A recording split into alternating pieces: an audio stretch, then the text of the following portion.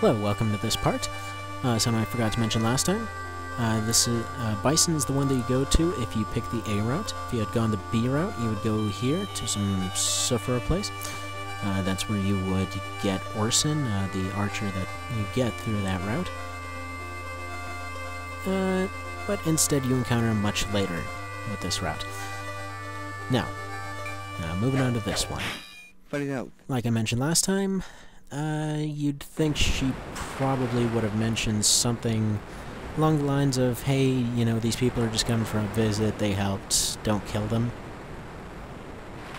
So that didn't exactly happen.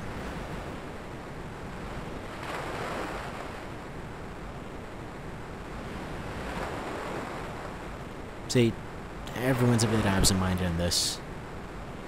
Could easily be, fixed with some talking, but no.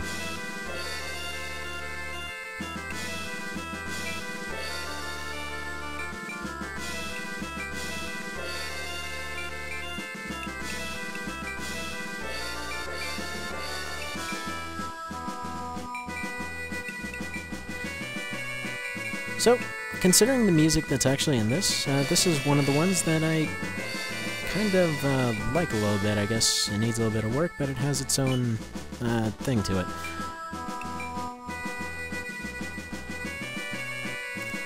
So as you can see here, clearly this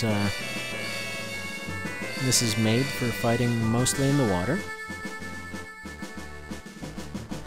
One of the main problems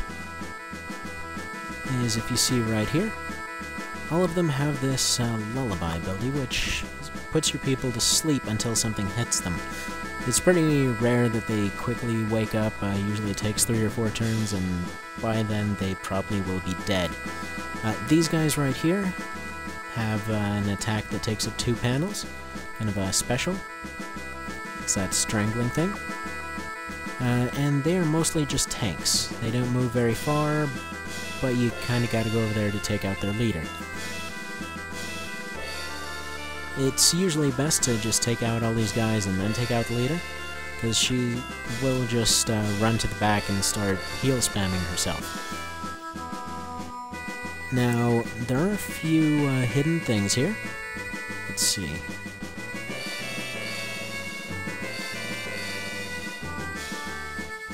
Okay, so the first one is over here. Looks like that is one of the ones from the first group. I'm going to be using these two to look for said hidden items, because they did get the emblem over here, and that's a little treasure chest thing. So it makes the loot that they get a bit better. So I'm mostly going to have everyone just waiting back there until they're done looking for that loot there. Alright, let's see. The next one is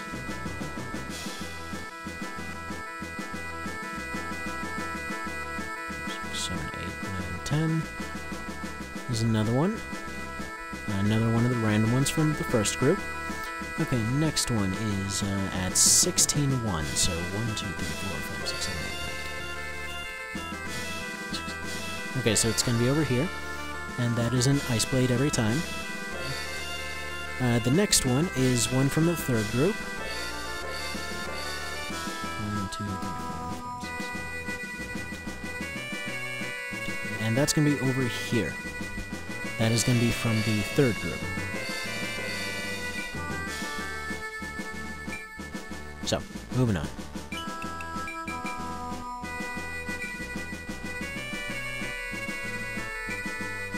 This is probably one of the first ones so far, besides the fort at the beginning.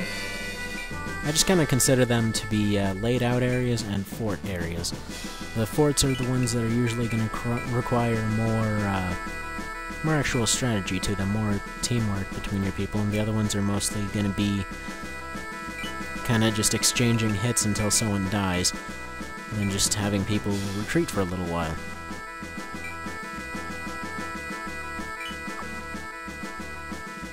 Have them go ahead and go up in some kind of weird formation here.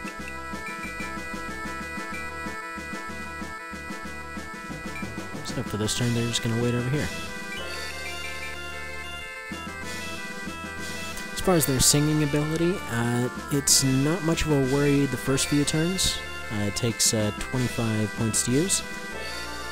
Creatures actually use a different ability than people. They are not able to use any kinds of seeds or anything to increase that count. It counts up 10 every turn. So they have to wait 3 turns to use it, but they will spam the crap out of it as soon as they get it.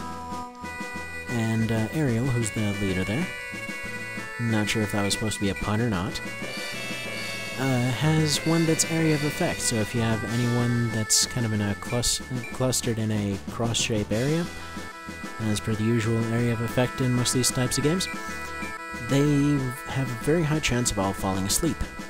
It says 30%, but that's a lie.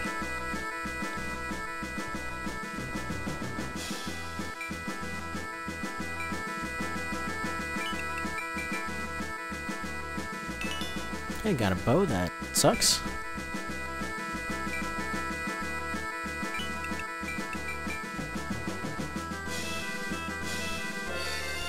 Now, until I can get a few of them killed off, since the party is very poorly equipped here,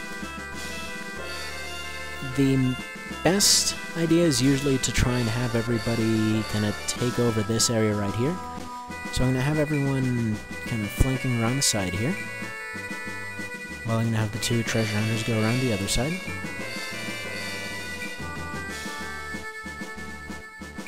Unfortunately, while in the water, they have a big bonus, while it's the exact opposite if you can get them on land. That's why it's preferable to have them go up on the hill there that they start off with. If you can take over that, you can win it pretty easily. That is, if you don't get some people stuck or bogged down by water on the way.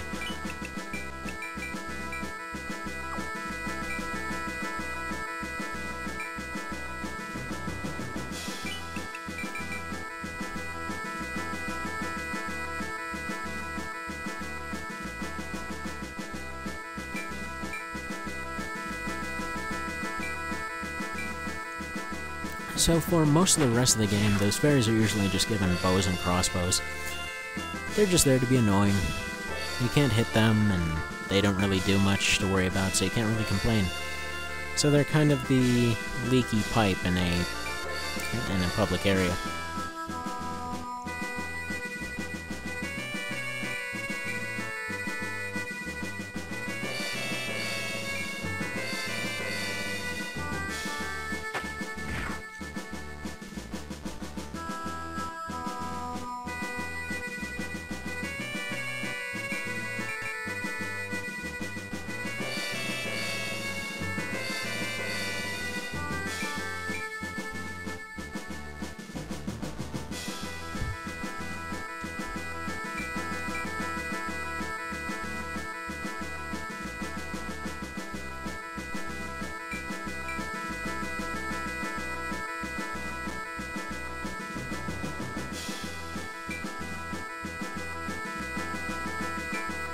Leader's a bit exposed here on the side, but hopefully they should be able to make it around the side without many issues.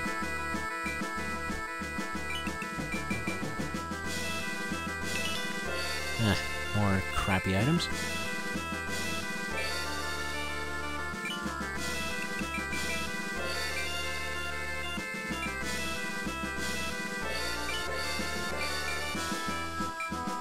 This is all of no chance in hell to hit, but it's worth a try.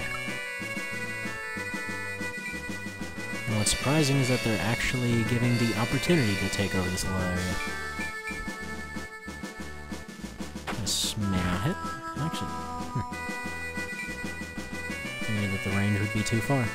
Actually, something I noticed looking at the early videos of the remake that they're making for the old SNES and PS1 versions of the sequel to this. It actually looks like it's going to give you a kind of a laser type of thing to show the trajectory of the arrow, so you don't exactly have to watch out for your own arrows as often. Which, I don't know, kind of detracts from the whole thing. It doesn't look like it fits very well. Makes it look more like FFTA a little bit. But I suppose it's nice. It's a nice little feature.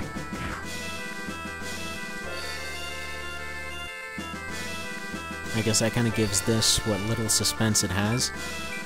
Just because you're not really sure if the thing's gonna work or not, and... Oh, and there's a horrible grating lullaby that's putting people to sleep rather than hitting themselves in the face.